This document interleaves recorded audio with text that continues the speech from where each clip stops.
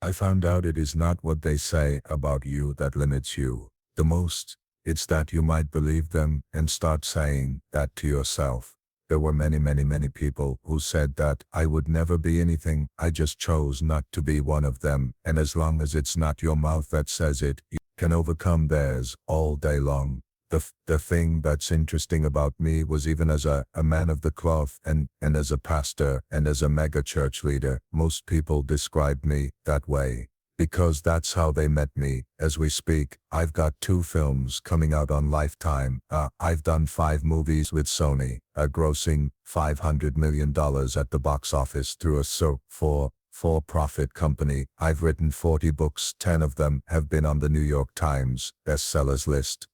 What I'm getting at, I'm not bragging, I'm gonna make a point. Don't let people describe you, because if they do, they incarcerate you. And it's all right to say, he's a preacher, but if you put a period where I believe God put a comma, you limit me down to how you understand. I'm a person, and a person has more than one gift, more than one talent, more than one pursuit, and if you've got a great job, that's good. There's more in you than what you do. And to explore all of the possibilities and all the potential, do everything, and do it scared, because you're gonna be scared every time you get out of your comfort zone. It is horrifying, but it is also titillating, and it is also inspiring, and it is also nerve-wracking, but you are never more alive than when you're outside of your normal. Your glands secrete different types of hormones. When you're outside of your normal, your brain starts spinning, your blood starts rushing, your adrenaline increases. Most of us are dying of boredom. There are people listening at me right now who drive home and circle the block 2 or 3 times before going in the house. We're dying of routine, and we were made to be adventurous. We don't roar like the lion. We don't move like the jackal. We don't slither like the snake.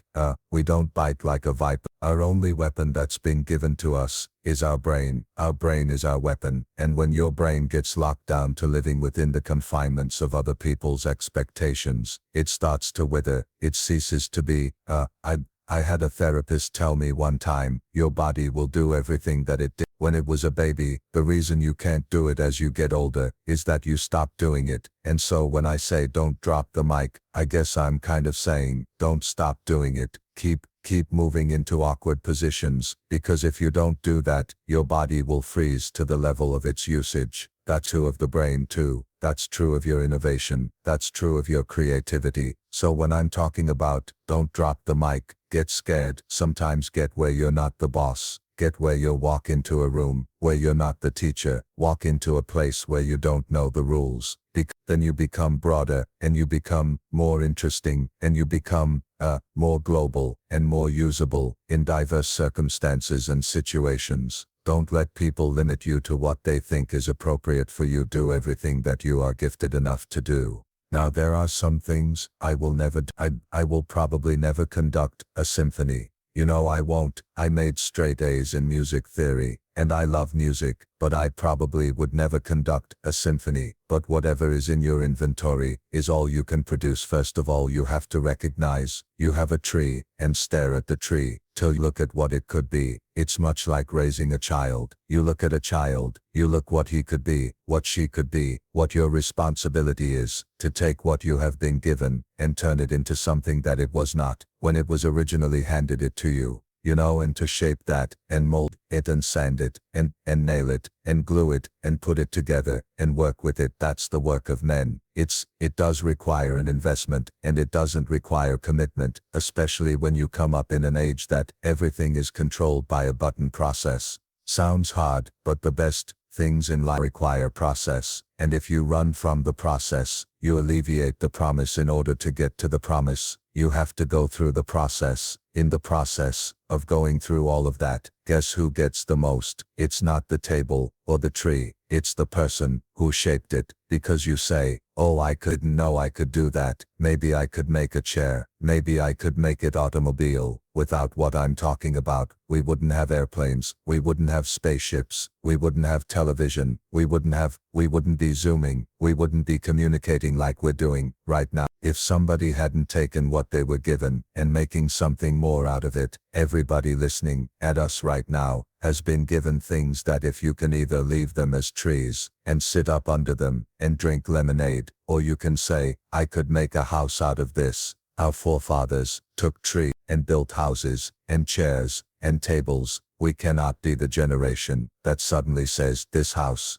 hard, and we stop being innovative, and we stop being creative, because if we do that, we will lose respect for ourselves, because we did make a difference, and we left it as a tree, and this is important. Think this is really important, especially, for men, but maybe for women too. We keep trying to hold on to our last season, without discovering the beauty of the season we're in now. We're in the gym, we're running, we're doing everything we can to hold on to 20, as if something were wrong with, instead of exploring 40, and repivoting, is the word pivoting, into the beauty of. There's a beauty of that 80. If you sit down and talk to a 80-year-old man, who is happy, there are things that he's happy about, that a 20-year-old man hadn't even touched yet. He doesn't even have a clue. He doesn't even know that exists yet. And so seasons, stages, and ages have repercussions on how we get along, and so we are constantly in motion, we are constantly evolving, we are constantly becoming, and we must not despise that transition, because number one, it's inevitable, it's gonna happen anyway, and number two, we'll miss the beauty of wrinkles,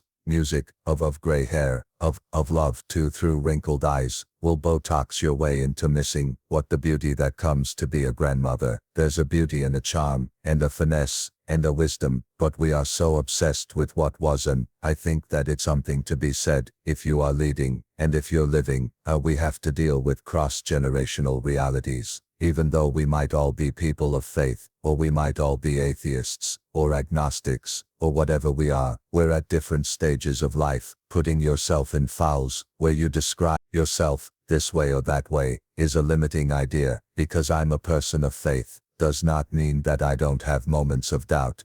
Because you're a person of doubt, does not mean you don't have moments of faith. It took faith to sit out in that chair. You didn't look up under it to be sure hold you up. You just plopped yourself down in it, believing it would hold you up. You cannot exist without faith. It's impossible not to have faith. You know, you don't send somebody out to see if your car will start before you jump in it. And so we're not that far removed from one thing or the other. But once we learn a label, and we teach what that label means, now we're trying to live up to being in that label. And you might be at a different stage, where your soul opens up to an idea that you never thought you could listen. And a black guy from Dallas, who's twice your size, bald-headed, red, preaching, and get something out of it. Keep talking till somebody listens. Keep singing until somebody claps. Keep painting until somebody stares. You have a gift, and don't lock it up inside the convenience of a small group of people.